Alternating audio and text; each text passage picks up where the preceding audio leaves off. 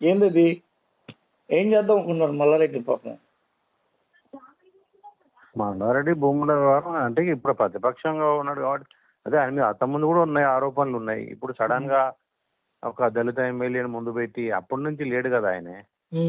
ఎవరు ఆ దళిత ఎమ్మెల్యే? లక్ష్మణ్ కుమార్.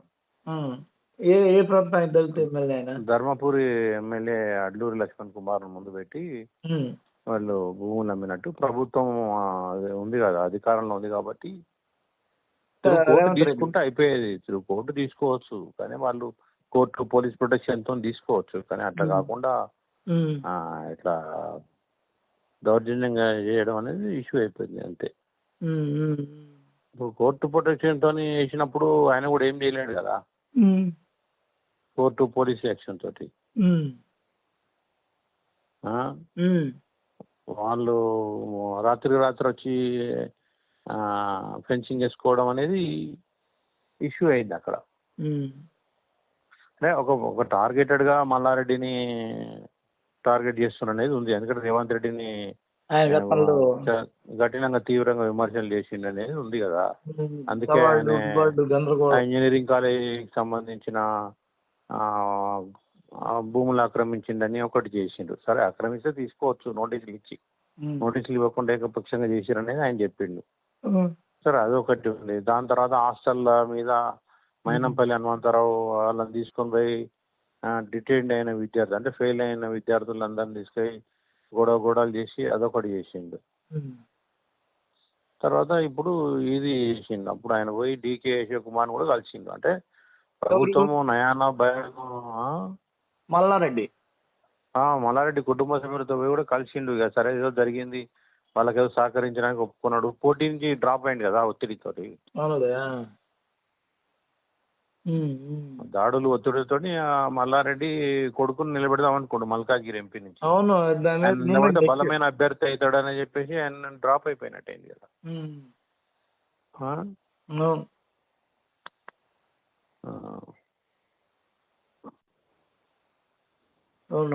కాబట్టి ఆయన బలవంతంగా పక్కగా జరిపేసింది. అంటే ఒక విధంగా ఇది కూడా అంతే, మోడీ లాగానే బలమైన అభ్యర్థులను ఒత్తిడి చేసి నయాన్న భయాన బెదిరించి కడియన్సీఆర్ కి డబ్బుల ఆఫర్ తోటి పోయిండు, ఇట్లా పోయిండు. ఇప్పుడు అంటే టీఆర్ఎస్ టార్గెటెడ్ గా నడుస్తూ ఉంది. రంజిత్ రెడ్డిది కూడా ఆయనది ఇక్కడ అపోలో హాస్పిటల్ నుంచి అటు రామానాయుడు సూడు పక్క నుంచి ఒక రోడ్డు ఉంటుంది డౌన్ లో, అక్కడ పెద్ద ప్రాజెక్ట్ వెంచర్ చేస్తుండే ఆయన. ఎవరు? రంజిత్ రెడ్డి 15-16 ఎకరాలల్లా దిల్ భూములకు ప్రత్యామ్నాయంగా లాస్ట్ ప్రభుత్వంలో అక్కడ భూములు బాచిపల్లిలో భూములు ఇచ్చేసి ఇక్కడ భూములు తీసుకుంటాట. అందులో ఒక పెద్ద ప్రతిష్టాత్మకమైన విల్లా ప్రాజెక్ట్స్ ఏదో కడుతున్నారు.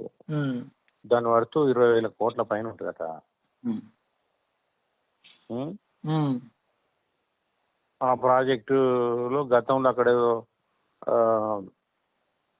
హనుమాన్ మందిరం ఉండేది, దాన్ని కూలగొట్టింది అనేది కూడా ఉండే. ఎవరు? అప్పుడు రంజిత్ రెడ్డి. ఆయన చేసి దాన్ని అది ఒక పెద్ద బీజేపీ నేత కొడుకు ఈయన కలిసి దాన్ని ఆ ప్రాజెక్ట్ చేస్తున్నాడు.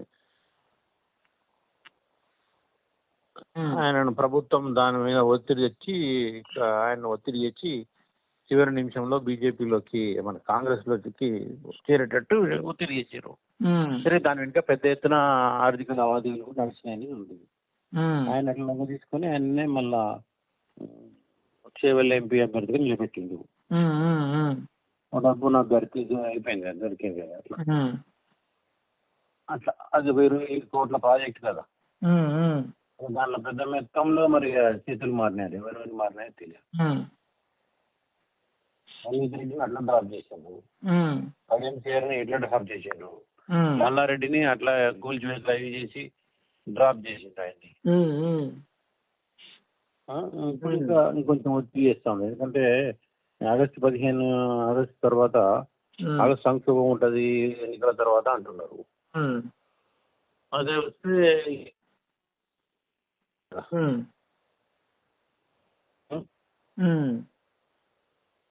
అందుకోసం ఓవరాల్ గా రాజీనామా చేస్తా, చీమను కలుస్తా, అది ఇది నానా రకాల బీభత్సం చేస్తుండగా.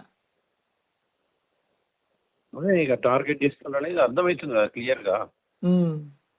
సరే ఆయన అధికారంలో ఉన్నప్పుడు ఇద్దరికి ఏంది అంత ఎట్ట చెడింది వీళ్ళిద్దరికి అసలు అధికారం గొడవ? మారగానే ఒకరు అధికారం మారని ఇంకొకరు లాక్కోవడం అనేది కూడా తప్పు. కోర్టు ద్వారా ఏదైనా లీగల్ గా జరగాలి. రేపు మళ్ళీ వాళ్ళ అధికారంలో ఇంకో పార్టీ అధికారంలోకి వచ్చి ఆయనకు పోయి అప్పుడు కూడా చేయొచ్చు కదా. దీనికి ఎండ్ ఎక్కడ? అవును, మనం చెప్పేది ఏంటంటే మల్లారెడ్డి తప్పు చేస్తే చట్టబద్ధంగా దానిపై చర్యలు తీసుకోవాలి. అవును, అధికారం ఉంది కదా అని చేయడు వ్యవహారం. వాళ్ళ అధికారం ఉంది కదా అని చెప్పేసి మీ డైరెక్ట్ ఎమ్మెల్యే ఇన్వాల్వ్ అయ్యి చేస్తే ఏం సెటిల్మెంట్లు చేస్తారన్నట్ట ఏందన్నట్టు ప్రభుత్వ సహాయంతో. అది సరైన మెసేజ్ కాదు, ఇబ్బంది అవుతుంది. ఇది ఒక కక్ష సాధింపు ధోరణి లాగా అయిపోతుంది. తెలంగాణలో లేవు అలాంటివి.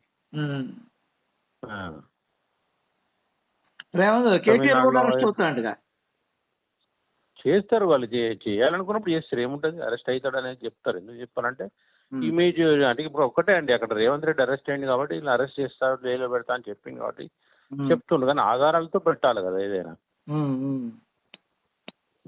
అరెస్ట్ అవుతాడు కదా, నువ్వు మీరు నేను వేగ్గా అనుకుంటే ఎట్లా? ఏవో ఈ కేసు అరెస్ట్ అవుతాడు, ఈ ఆధారం ఉందని చెప్పాలి. ఏ కేసు కూడా తెలియదు అన్నమాట. ఏ కేసు కూడా తెలియదు. అదే తెలియకుండా అంటే ఒక పథకం ప్రకారం టార్గెట్ చేసినట్టే కదా.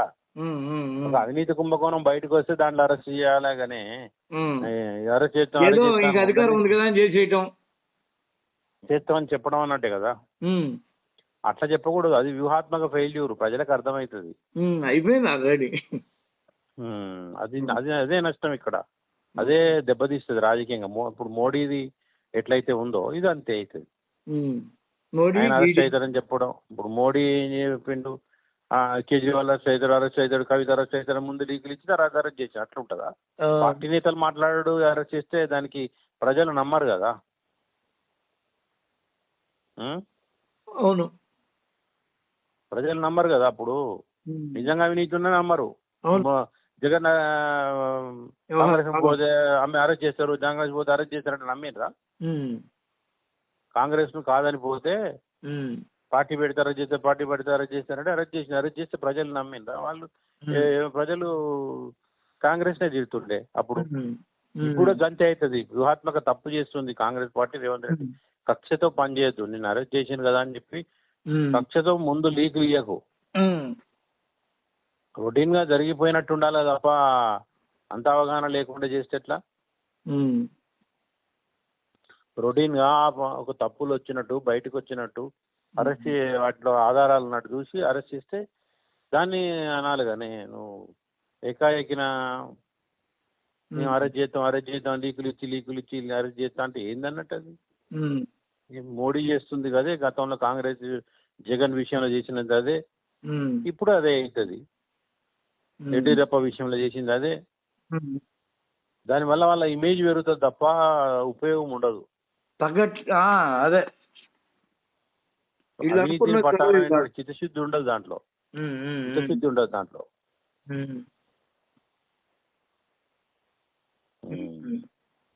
అట్లా తప్పు, అట్లా ఒక టార్గెటెడ్ చేస్తుందనే అభిప్రాయం వస్తుంది. టార్గెట్ చేసి నేతల్ని లొంగ తీసుకుంటున్నారు, చేర్చుకుంటున్నారు అనేది వచ్చేస్తుంది కదా.